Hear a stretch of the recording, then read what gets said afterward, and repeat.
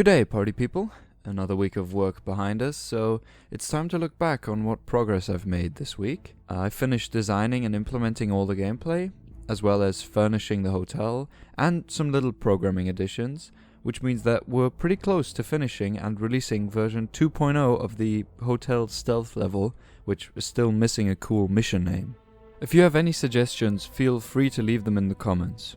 So, without further ado, let's get this party started, and what do party people usually say? Let's raise the roof. And with raising, I mean I will show you the roof I put on the hotel. Now, I'm gonna have to do this in unlit mode because I'm currently experiencing performance issues with the level here, which is one of the goals for next week. But yeah, this is the roof of the hotel. It's very big, very empty.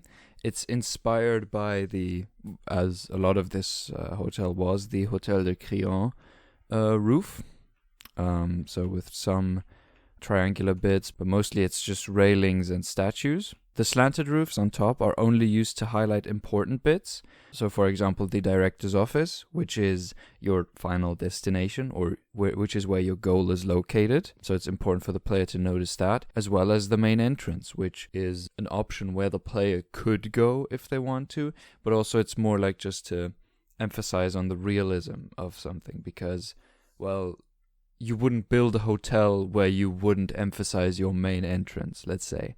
So this is not necessarily the main entrance for the player, but the slanted roofs are there to emphasize the main entrance for the main customers. Now back here, this is just for symmetry purposes, same as here. And here is just to emphasize the back entrance. Now these big windows in the roof are to let some natural light in to this area, for example. So that I wouldn't have to light it as much with well-placed lighting. And also it's to emphasize the space of this area here.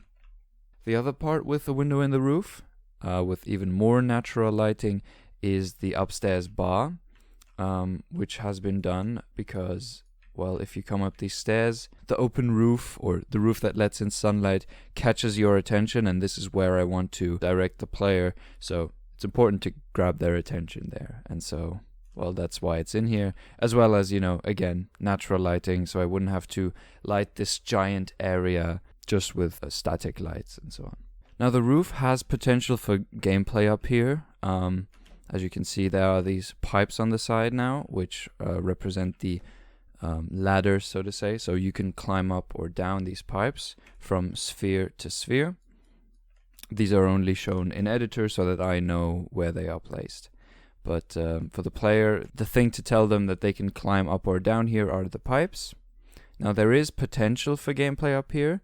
I am not sure that I'm going to implement gameplay already for the first playtest. I might remove the ladders that go up to the roof, but I would say that in the future the roof could be used very well as well to have some more stealth gameplay up there, and also create a bit of a safer area for the player. Like, not entirely safe, I would still put guards up there, but it's an area for the player to be able to observe what's going on below, make plans, and also kind of skip some areas, not too much. I don't want them to skip the entire level. Now another new addition is the gameplay in front of the hotel, outside, so that if the player were to choose to come down this main road, well, they would still have a challenge that awaits them.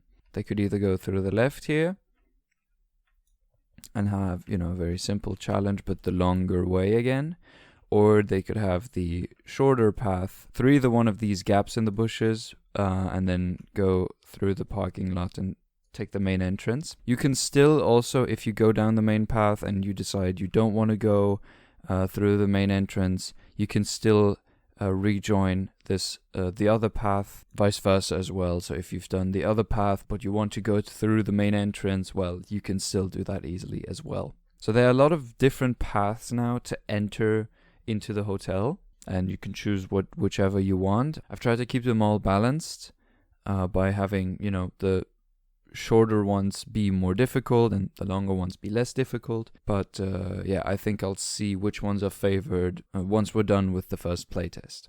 Now, the last area that still needed furnishing in gameplay was the restaurant, and well, it has been implemented. It's outside under the the bright dark sky.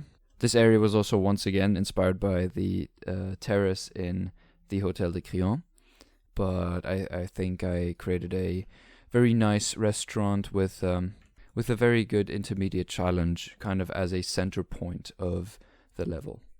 Now let's go over some other programming feats. Like for example, you can see all these mannequins in front here. This is a crowd actor. As long as you are inside a crowd, you cannot be spotted, but also your movement has slowed down quite significantly because, well, it's difficult to navigate through a crowd of people. And also, in addition to that, I feel like it feels much better to control the player in a crowd of people if they're slowed down, especially if this crowd is so small, so that you don't have to like go back and forth and be so finicky all the time. If you can remember, a bug that I showed in a previous video was that when you were to disable a camera with the EMP, you would still be spotted. Well, that has been fixed. And also keycards are now fully implemented in the level. And the doors that open with the keycards always show what keycard needs to be used in order to open this door. This is different for every door that needs a keycard. And then, well, once you find the lock, you'll have to find the key. With the new gameplay outside, I have to shortly mention that I have actually implemented a route where this level is entirely beatable without picking up a single keycard, but it's difficult and it takes a little bit of exploration to find that route. Now, as I've mentioned, there are still some performance issues, which are what I'm going to be looking at next, together with the lighting.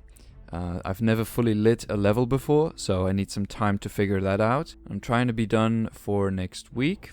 What you've seen of the lighting so far is, a very rough draft of how I'd like to have it, but I can see that the performance is struggling under the lighting that I'm doing, and so if you guys have any lighting tips that you've used in previous levels, I'd be glad to hear you guys out. I'll try to polish the level a little more for next week, where I'm aiming to launch the first playtest. If everything goes well, details for that will be unveiled in the coming days, so I'd strongly recommend you to subscribe and also rate this level, video or channel, whatever you want, out of 5 stars in the comments below. You can go and watch one of the earlier videos in the series now, because this video's over. Take care.